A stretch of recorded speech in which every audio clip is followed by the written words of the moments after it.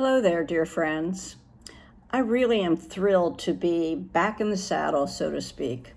I've taken a few months off to do some international and domestic travel and as well to get in touch with myself regarding my leadership work. Have you all ever taken time to just kind of reflect and get in touch with your inner self? It's not easy, particularly for someone with my personality, if you will. I just feel like I need to be doing something all the time. But that quiet time, that reflective time is so very important. So I'm here to say, basically, I need your help. I realized with this time off that what I really love doing in my life right now is I love the field of leadership and being an agent of sharing knowledge around coaching and what you can do for yourself as well as your workforce. It's become a passion for me and purpose for my life at this stage. And I believe that I'm contributing to the well-being of those who seek out working with me, because it's all about how do we show up and how do we present the best version of ourselves, particularly as leaders. Our society, our country, our world needs good leaders. So my work in resilient leadership that I've been speaking to over the past 18 months or so, as well as emotional intelligence and leadership development, have all awakened in me a desire to do my part in helping create safe work environments through leadership skills. And what I'm talking about here is psychological safety, not so much physical safety, something that has been embedded in our workforce for decades, but the component and the aspect of psychological safety. That is something for me that has really garnered some increased interest. It's a hot topic in corporate journals, management books, and the real reason for the need is so that we can enhance performance in our workplace.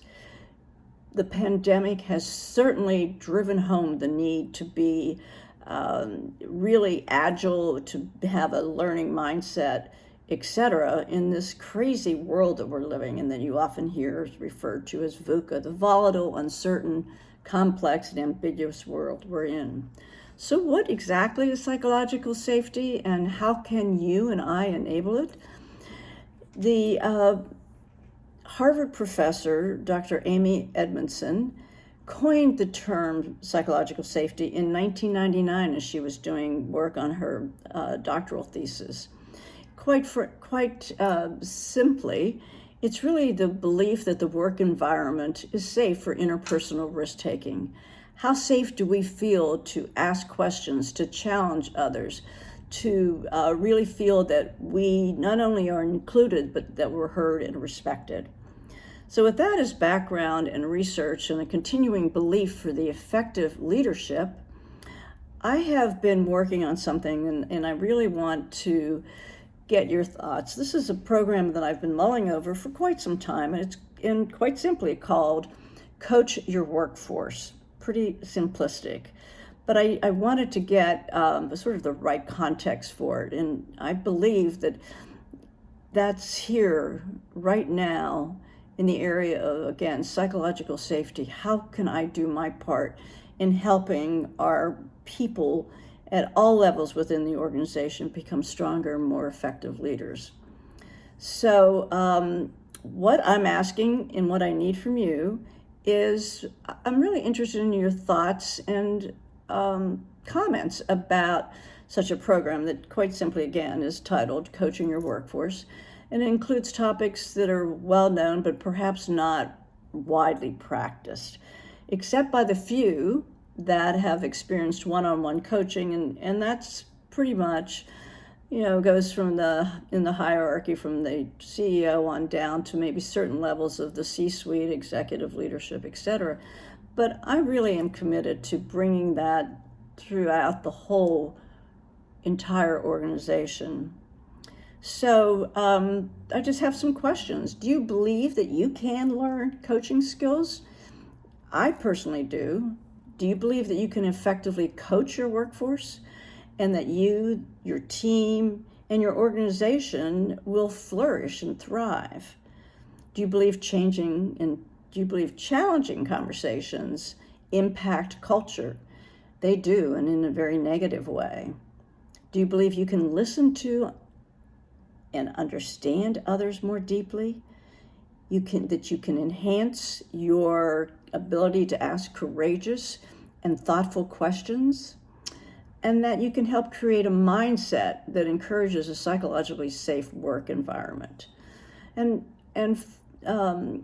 bringing these set of questions to a closure, it's like, do you believe that strong emotional intelligence skills such as self-awareness and empathy are critical for creating leaders and leaders who will enable the psychological safety that's necessary? It's been shown that emotional intelligence drives psychological safety. At the individual level, we see high levels of EI, emotional intelligence, enables high psychological security within the organization, within the team.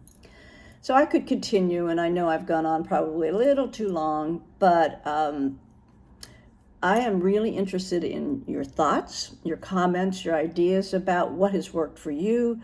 Would you like to be part of a cohort that's examining how we can go about creating this, I want to say, vitality in the leadership core that really brings a greater awareness of who we are as a leader and what we can do to change the work environments in a more positive, safe way? Thank you, and I look forward to hearing from you.